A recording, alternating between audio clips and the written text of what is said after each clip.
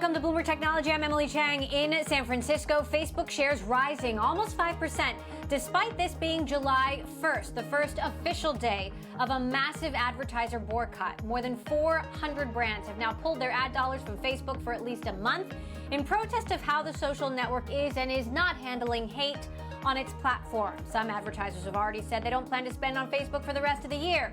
Facebook executives have been meeting with advertisers, and Mark Zuckerberg himself has agreed to meet with civil rights leaders to hear their concerns. But he's had such meetings before, so will another meeting change anything? Joining us now to discuss, Color of Change Vice President Arisha Hatch, part of the folks who have been pushing the Stop Hate for Profit campaign. Arisha, thank you so much for joining us. We're now hearing that Mark Zuckerberg has agreed to meet with folks like yourself to try to hear you out.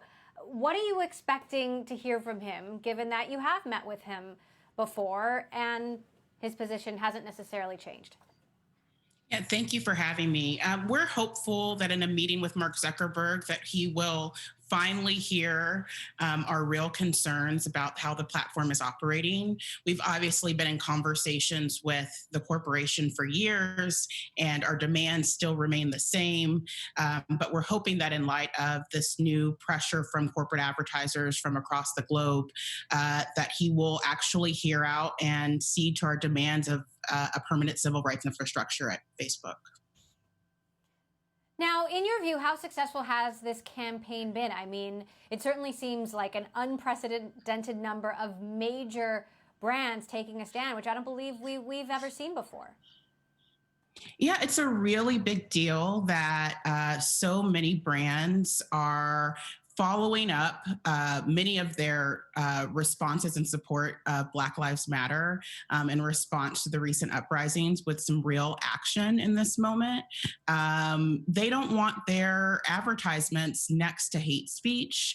I think we're all in the middle of a very transformational moment in this country.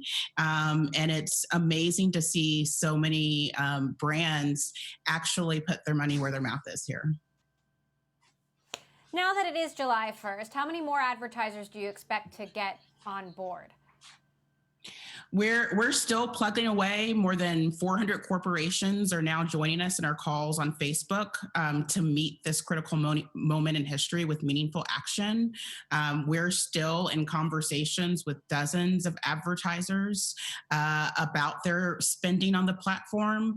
And we are hopeful that over the course of the next month, we can get to a place in terms of our conversations with Facebook about their commitment to an internal permanent civil rights infrastructure, as well as releasing a civil rights audit that they've promised to release for a while now. Still, there are a number of companies that aren't on board. For those who don't take a stand, what does that say? I mean, I think it says that they're willing to profit despite the hate speech that is happening there. They're willing to profit in this moment or leverage Facebook when civil rights organizations across the country are calling for a pause in advertising. We're not calling for anything more permanent than pausing for this month. And so it really, I question the commitment of a lot of corporations who on one day will post Black Lives Matter on their Instagram or Facebook pages, but not be willing to stand with us and join us in this moment. Facebook's head of global policy, Nick Clegg, posted a blog post today, sort of reiterating Facebook's position, stating that Facebook doesn't profit on hate in his view. He also said, "We understand that many of our critics are angry about the inflammatory rhetoric President Trump has posted on our platform and others and want us to be more aggressive in removing his speech. As a former politician myself, I know that the only way to hold the powerful to account is ultimately through the ballot box. That's why we want to use our power to empower voters to make the ultimate decision themselves on Election Day." Facebook has been focusing on this voter information center, getting 4 million more Americans registered to vote. What do you think of Facebook's response here? Certainly you don't feel it's enough. Absolutely not. It's more of the same from Facebook, the same denials, the same excuses. And it seems like they refuse to take responsibilities for the ways in which their platform is being leveraged to undermine democracy globally and enable a culture of hate.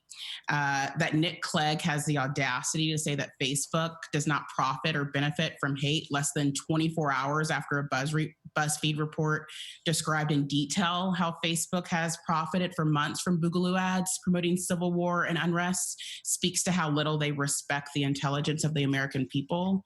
And even after Mark's disingenuous announcement that they would remove disinformation from politicians, Facebook's PR crew scrambled to add that even with the rule changes, Trump's content would still not be removed. And so while it is great and a testament to the true power of Facebook that they are making this commitment to register voters and provide voter information, that effort to uphold democracy is undermined by their unwillingness to actually check some of the rhetoric that spreads misinformation about our democracy. And since you mentioned Boogaloo, which is a complicated situation, Facebook did ban that group in particular from Facebook, but perhaps some of the damage was already done, which is the very heart of the problem. I do want to note that we've got President Trump's reelection campaign and Vice President Biden's campaign still spending on Facebook advertising. They have not joined this boycott, though they have both taken fire at Facebook. What do you make of that? Well, we're actually calling on corporations, major corporations, to pause Facebook spending. We know that there are a lot of small businesses and nonprofits that use Facebook for their causes. And we're really looking for folks who are spending the most money to sort of take a stand, who have visible brands in this moment to take a stand.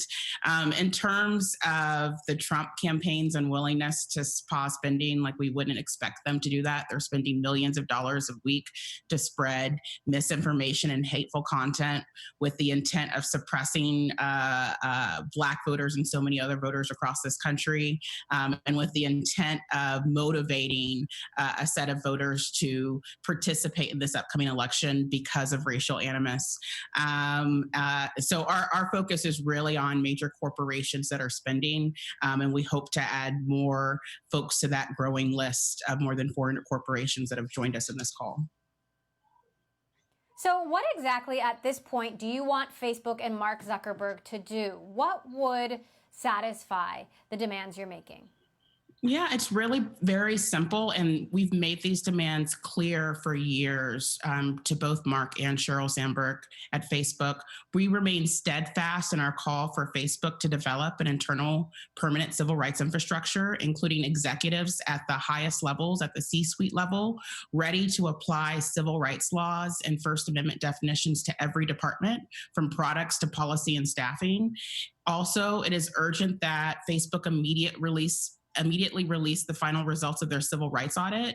We're tired of the stalling and sick of the excuses. Facebook employees, civil rights groups like Color of Change, and now more than 400 corporations are calling on Facebook to meet this critical moment in history with more meaningful action. And they cannot continue to profit from hate speech in this way. Meantime, Arisha, you in the past have talked about how Mark Zuckerberg just has too much power running a company of this size. How do you see that in focus at this very moment? I think it's incredibly important, especially as Facebook continues to fight regulation. It is clear that they are unable to police their platform. It is clear that they are so big that it is important that power isn't centralized in one person. And each moment that we have with each new post by the president that Facebook refuses to deal with each new ad or piece of disinformation that spreads that undermines our democracy, there will be growing pressure for government to take a really strong look at how Facebook is operating and whether it should be regulated. Do you believe Facebook should be broken up? What kind of regulation do you believe is necessary here? I think more and more signs point to some form of regulation being necessary.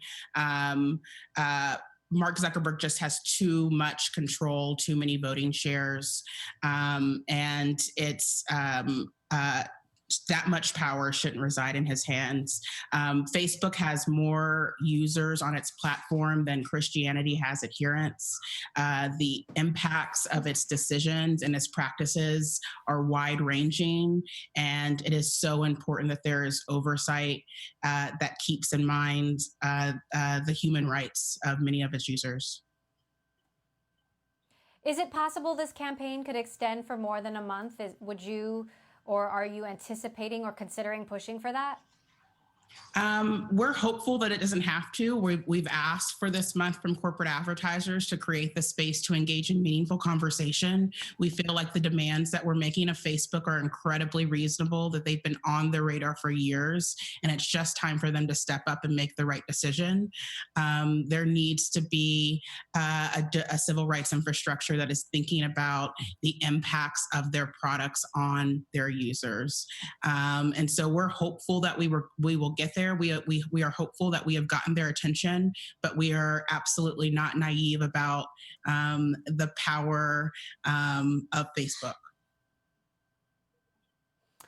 All right, Arisha Hatch, Color of Change Vice President, thank you so much for joining us and sharing your views with us. We'll obviously be watching to see how this campaign unfolds. Thank you. Now, as we've been talking, Facebook actually came out with an update to its business policies and has said that it's shared some data longer than GDPR policy allows, mistakenly sharing some user data with app developers. This somewhat harkens back to the Cambridge Analytica scandal. We're going to continue to dig through this and figure out what this means. Arisha Hatch, thank you so much for joining us. All right, coming up, we're going to take a broader view of the markets. What happened today? Tesla on top, surpassing Toyota as the world's most valuable automaker. Can Elon Musk keep up the momentum? More with Tesla bull Cathie Wood ahead. This is Bloomberg.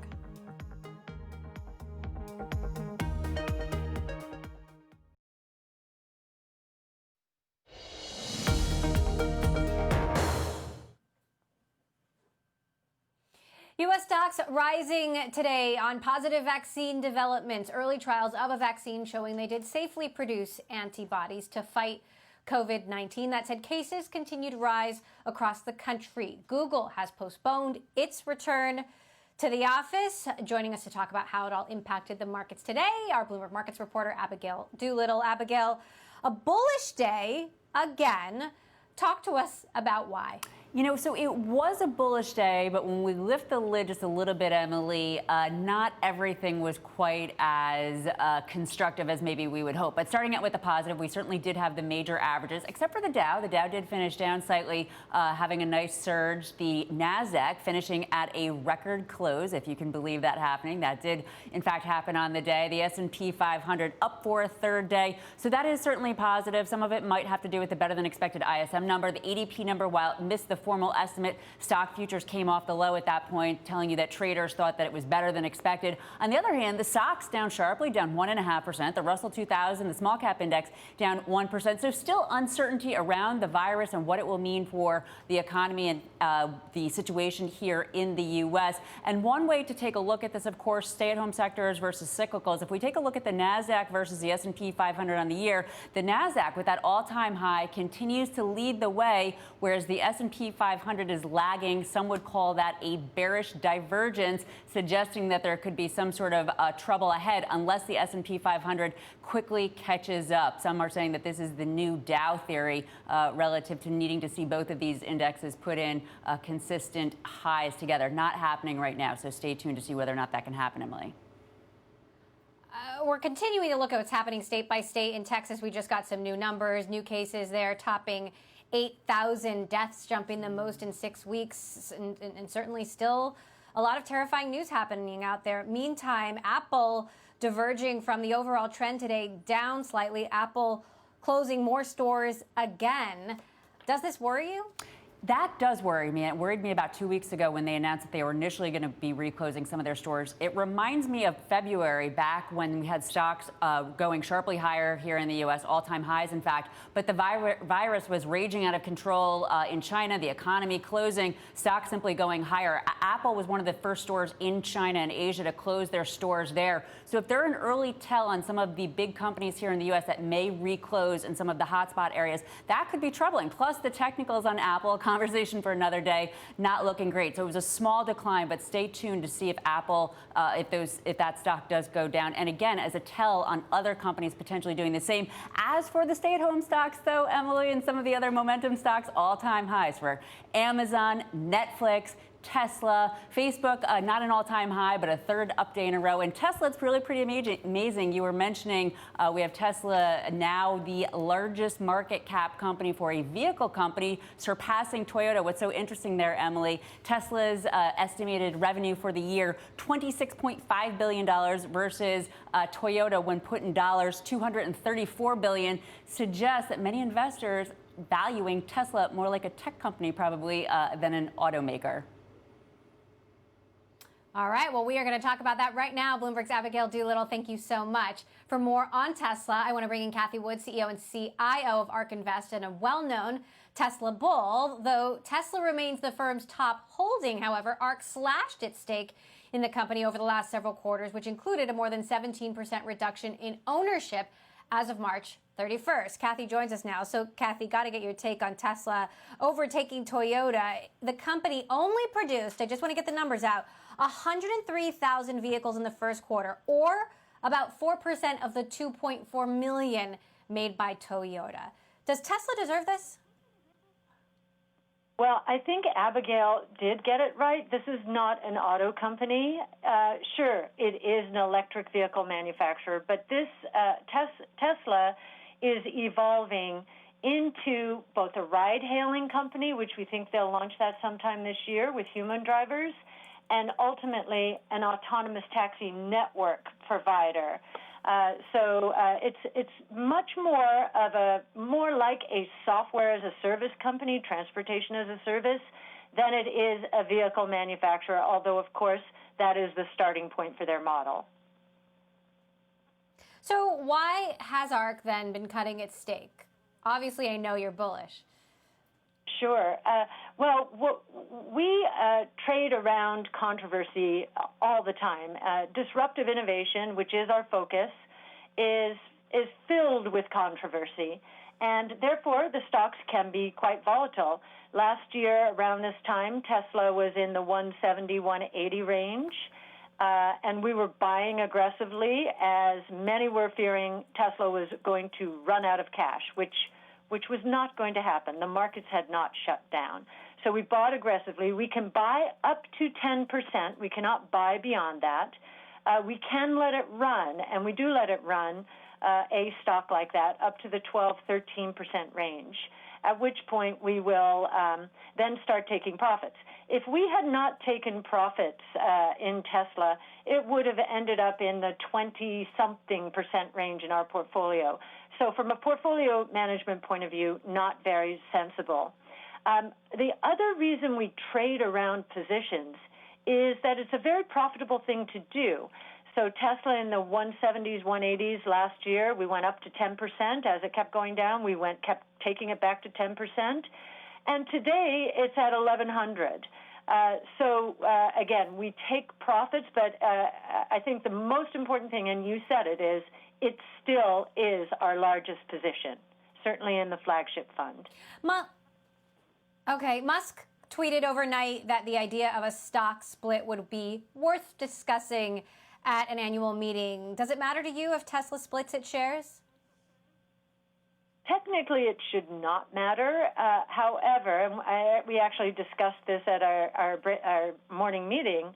I think a lot of young people would like the idea of owning one full share. That we are moving to a fractional share system. I know a lot of firms like Schwab and Fidelity are offering fractional shares. You can buy a piece of one share of Tesla. But I think human nature, we've seen this with the Bitcoin space, is to prefer to own one whole one. It might be just psychological. So I think it would encourage more people to buy the stock. Now, there's been some controversy around how much the board members at Tesla are being paid, specifically Robin Denholm, the chair of Tesla's board, and you've got a proxy group recommending that shareholders not re-elect her to the board. Where do you stand on her re-election? Well, I've known Robin for a very long time. She was the CFO at Juniper Networks when we were one of the largest shareholders at the time. So got to know her very well. She's probably the most, she's extremely fair, very straightforward in her approach, very disciplined. And I think Elon Musk respects her. I respect her enormously. To be the chairman or the chair of Tesla it can be quite challenging at times, and has been quite challenging for her as a director prior to becoming chair. So she knew what she was getting into. I think she deserves, all the compensation she gets.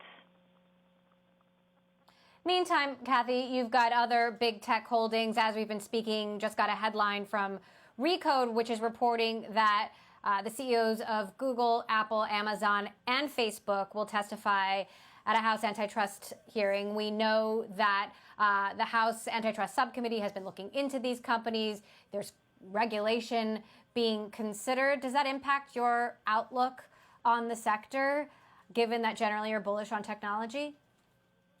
Sure.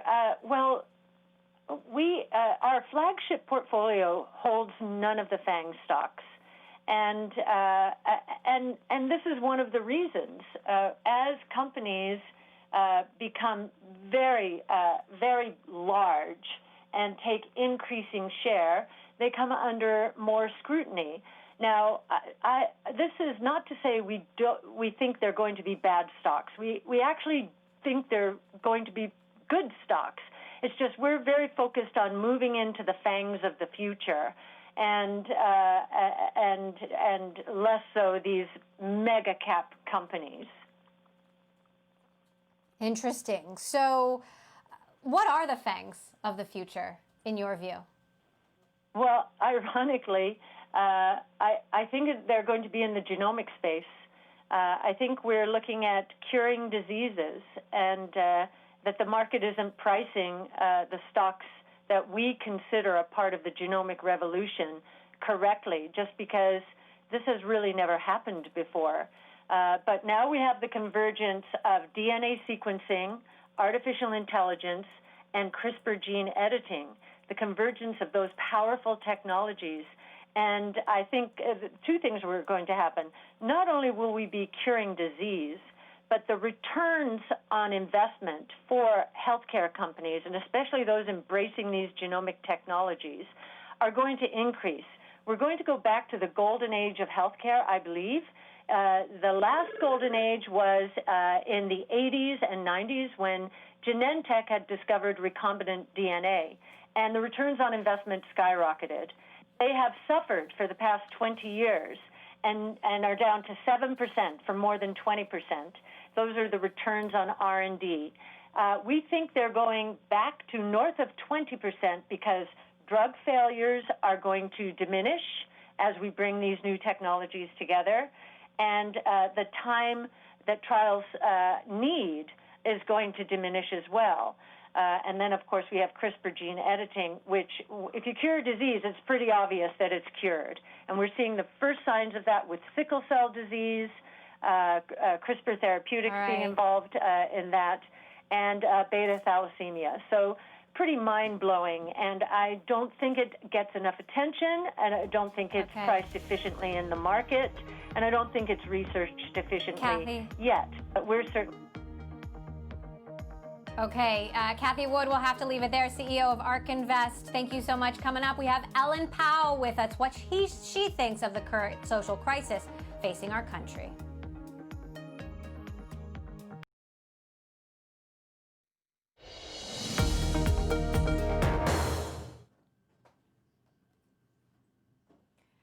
Welcome back to Bloomberg Technology. I'm Emily Chang in San Francisco. Bloomberg has confirmed that the CEOs of Google, Facebook, Apple, and Amazon will testify before a House antitrust subcommittee. Of course, this is a potentially huge development. We know that the House has been looking into potential regulation of these tech companies, has been investigating antitrust concerns. There had been some question of whether all of the CEOs would testify. Apple was the last one to jump on board, but now Bloomberg has confirmed that all four of them will testify. We'll continue to follow what that means and what that testimony will look like.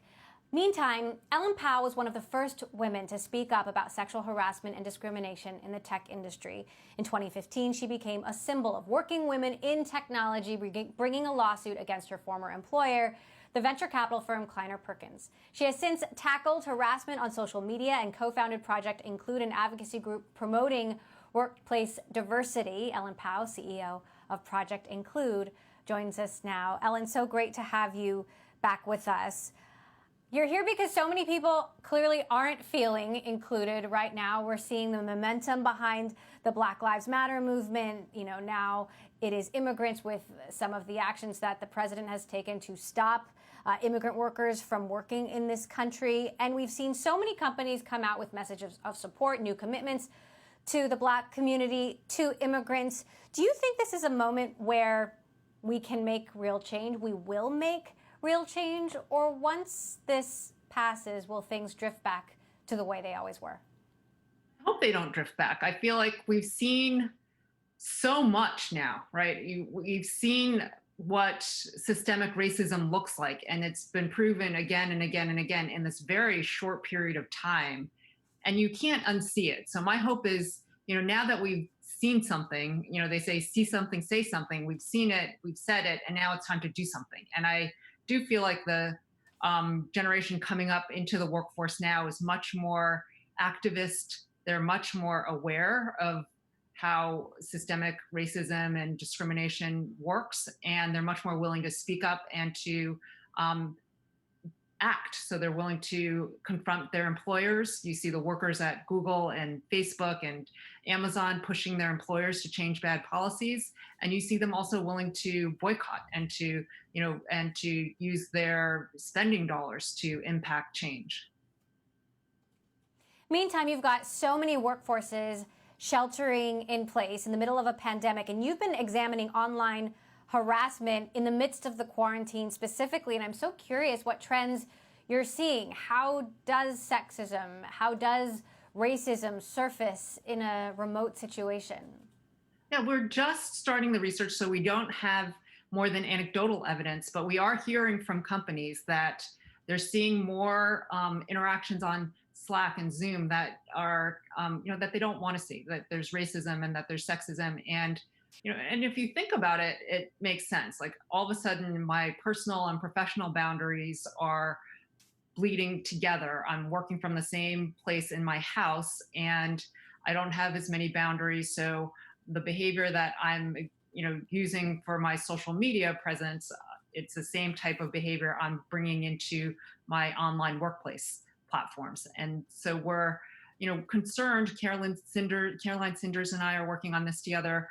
We're concerned that there will be, the same problems that we see with all of these social media platforms all of a sudden coming over to these workplace platforms. And, we'd love to get more information, and we're working on pulling together information on, like, what do those forms of harassment look like? What can companies do to make sure their employees are safe and that their other employees know what's acceptable and what's not acceptable? And then what can platforms do to provide better, better experiences for employees who are using them?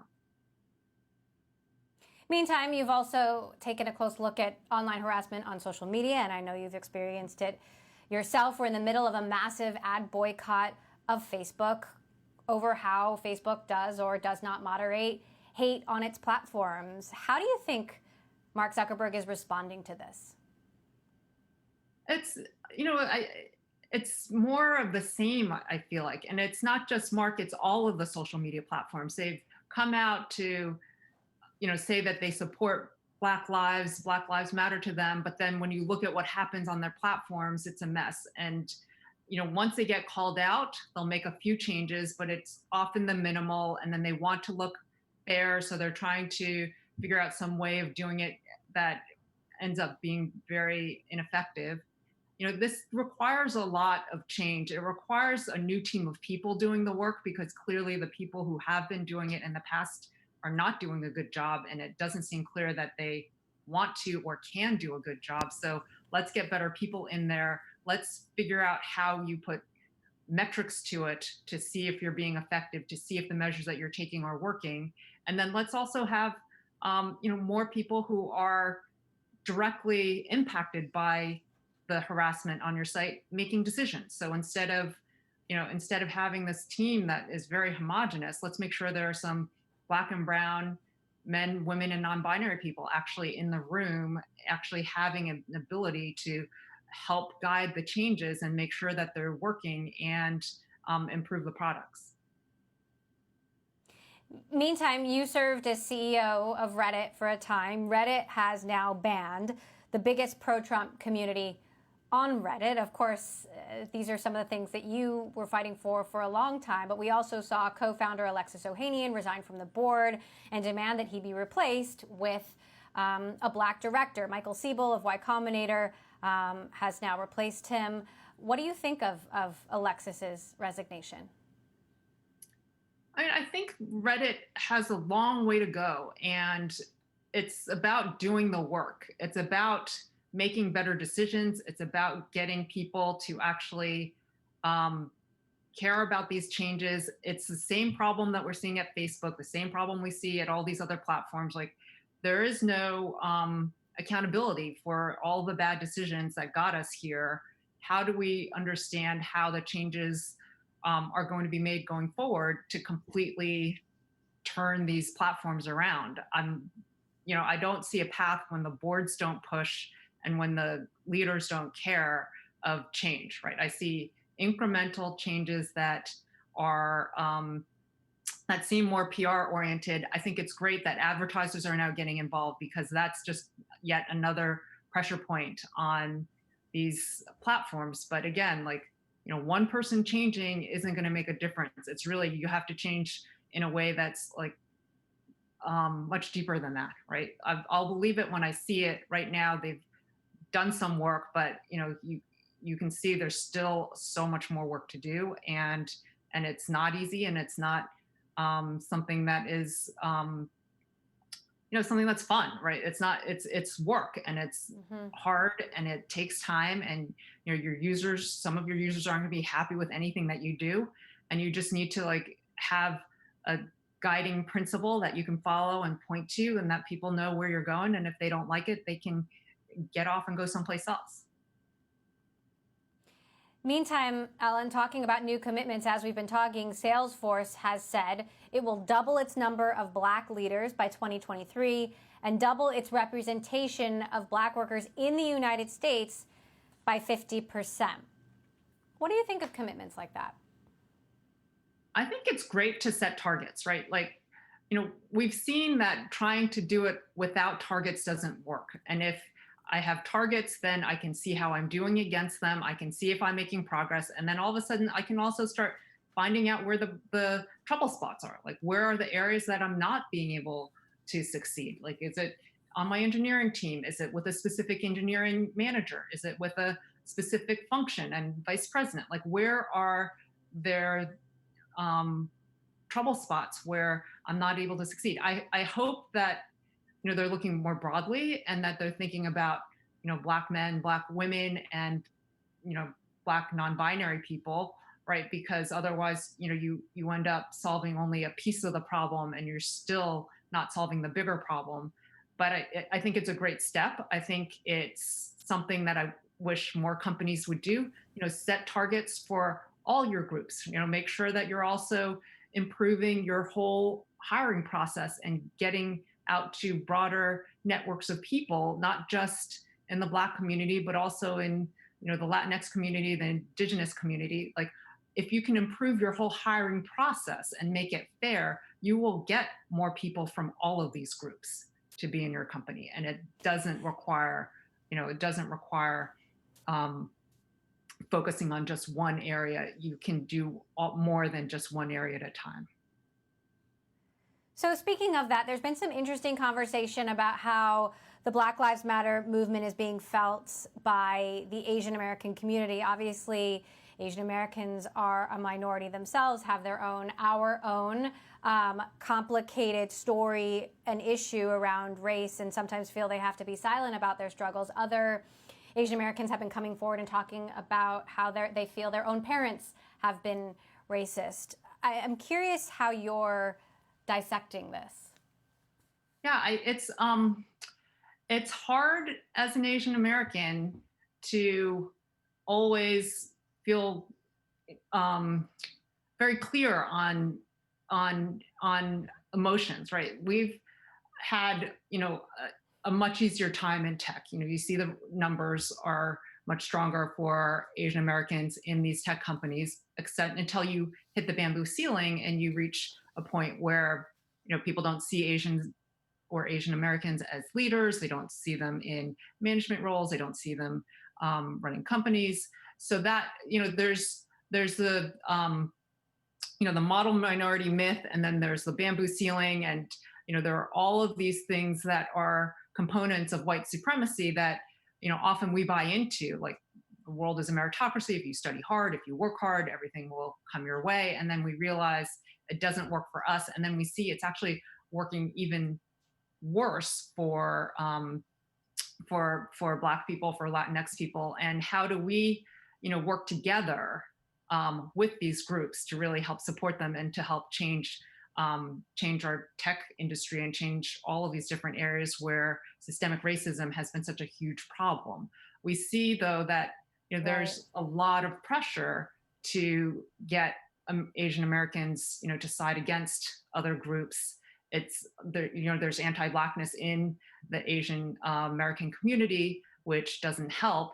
So how do we really try to take action? And Michelle Kim and I are working together to outline, like, what are the steps that you should take as an Asian American to learn about, how Black activists have helped change law and helped change, the United States culture in ways that have really helped Asians and Asian Americans, and how do we, learn about our history and learn about our own anti-Blackness in a way that allows us to be great advocates for everyone, and understand that, until we make things better for everyone, we're not really helping ourselves as much as we could be.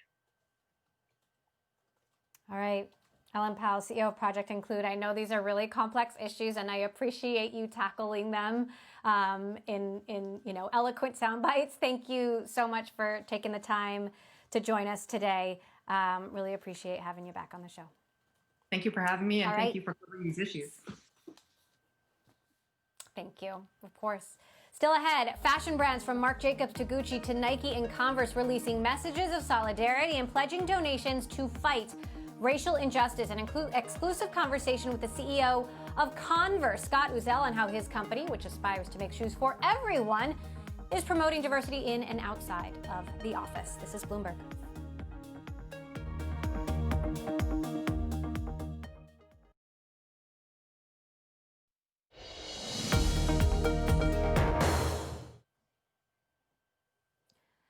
With economies opening worldwide, consumers are venturing out of their homes once again to shop in store, though much of it still happening, of course, online. I recently spoke with the CEO of Converse, Scott Uzzell, about demand in the pandemic and how the brand is stepping up to support the Black community. Take a listen. Demand and consumers engaged with our brands, I can show you many different signals around the world that are as strong or stronger than they were prior to COVID-19. The real test will be over time when everything's open. So all of our partners are open, all of our retail stores are open, and it's been for quite some time where consumers are kind of out of shelter. That'll give us a real sense for if there's been any shifts in demand. But I will tell you this, we were strong going into COVID-19, and we're feeling really good about the signals that we've seen thus far when we've opened our markets back up. Now, we're also in the middle of an urgent social crisis with the new momentum behind the Black Lives Matter movement. And as one of the too few African-American CEOs in this country, how have you been experiencing this? Yeah, that's a great question. I mean, first of all, as you think about our brand, we like to think of our brand as it's really a democratic brand, a brand of all people. And so we call it Converse is the brand of youth. And so what's clear to us is that youth progress can't happen without Black progress. And so Black Lives Matter was relevant to us well before the current, focus on, Black lives in the last 60 to 90 days. So on June 5th, we announced a commitment to the Black community, both inside and outside the community, outside the walls of our building.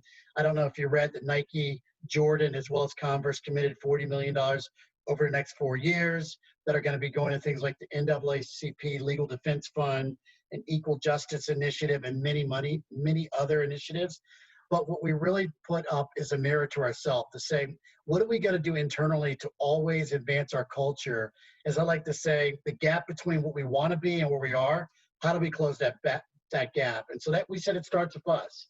And that means, like, what do we do to make sure we're being more inclusive, creating more belonging environment, improving representation, and driving more equity for our Black teammates at all levels, starting with myself.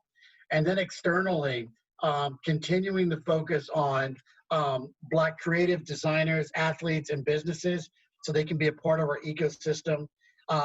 Working with Nike and Jordan to make sure we're investing the 40 million plus in the right organizations that focus on social justice, driving education, combating racial inequality, and then driving education across our business system.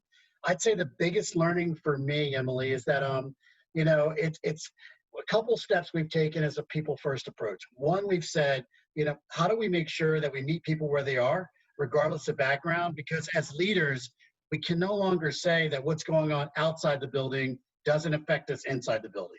So really helping my, 100 or so executives around the world say, you don't have a choice to be involved. Then second, once having that conversation, how do you educate yourself by not just leveraging the 1 or 2 or 5 people of color, but doing the work outside of that so that you're educated? And then 3, how do you drive credibility to make sure that you're taking the steps every day to drive representation, inclusion, and belonging in our organization? And so, it's not only on our radar, it's a critical metric for me as CEO, but this is something that, as our leadership team says, you can't be in the middle. You either have to actively engage or you're really supporting the status quo, which is unacceptable. Absolutely. I believe the research now shows that people feel the most different at work. They don't feel different at home, in their families, in their communities. And it's at work that those differences are exacerbated, which is why we do need to talk about this in the workplace. How optimistic are you that what's happening right now will lead to real change? Or will we get back to the status quo? I'm going to tell you this. I'm very optimistic. I actually was on a call with another executive, a CEO of another company right before this one. And I just said, this is just different. The amount of people, it's far from, I call it Pollyannish, that it's perfect. But the amount of people that I would say that said that I don't contribute to racial injustice, let's just say that they believe that they've really seen that if they don't actively push up against it, that they're somehow contributing to it. And I've not seen that ever in my lifetime. And so I'm very optimistic that the ball is going to move progressively in the right direction.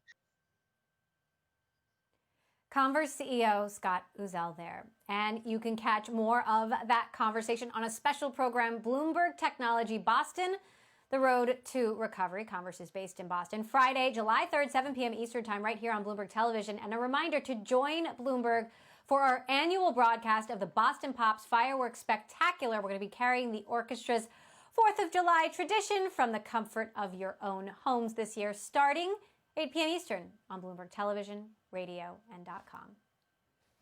All right, meantime, Hong Kong facing a new reality with police making their first arrests under a new national security law imposed by Beijing.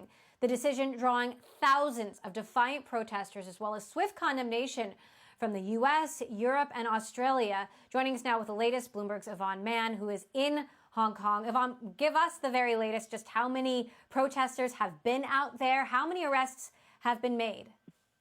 Yeah, we certainly saw crowds of people, I would say close to 1,000 or so, that took to the streets yesterday, just less than 24 hours since the law came into effect. They took to the streets. At one point, they stormed into a mall at the Causeway Bay area, and police, we saw a heavy presence all around that area. They fired tear gas, the pepper spray, the water cannons also came out to disperse these crowds.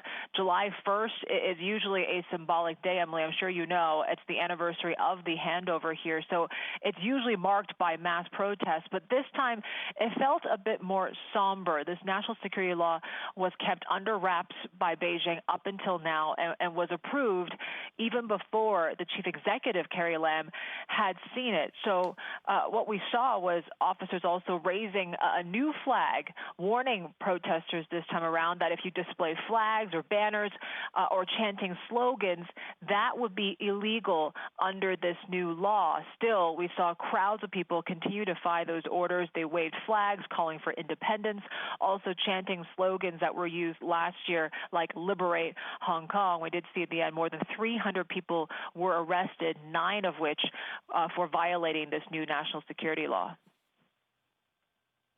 So talk to us a little bit more about what the law says. What kind of dissent is now punishable? Well, this law is tougher than what many investors, lawmakers, even on the pro-China side had feared as well, and that's caused a chilling effect over free speech, political activities.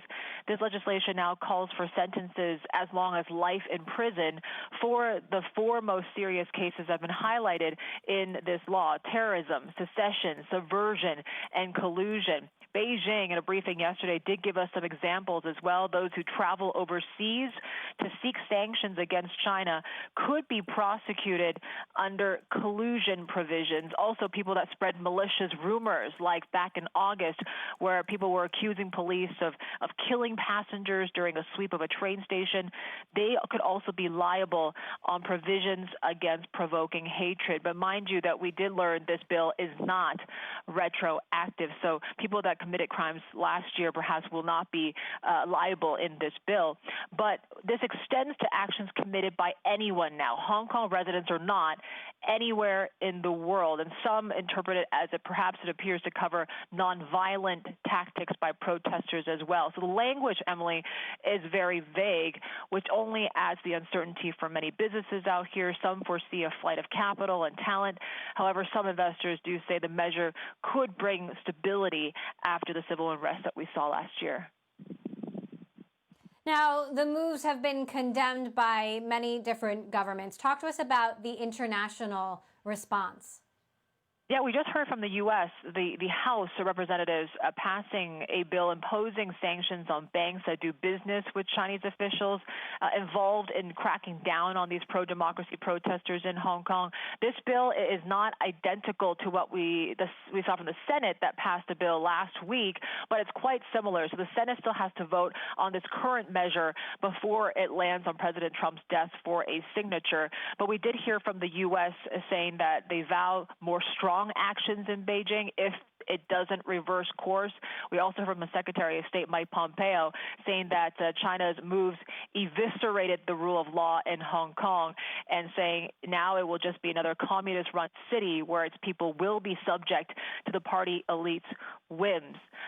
Also, we heard from some sources telling us the U.S. is preparing to roll out sanctions against Chinese officials over human rights abuses against Muslims in the Western region, the Uyghurs there. So we are seeing some movement here in the last 24 hours or so. Also with the UK, the Prime Minister Boris Johnson saying his government will now allow nearly 3 million Hong Kong citizens with British national overseas passports to move to the UK. So laying a path to full citizenship. All right, Bloomberg's Yvonne Mann in Hong Kong. Yvonne, thank you so much for joining us for that update. And I know you'll be talking about this on Bloomberg Television throughout the day. Appreciate that. Thank you all as well for joining this edition of Bloomberg Technology. Bloomberg Daybreak Australia is next. Stay tuned. This is Bloomberg.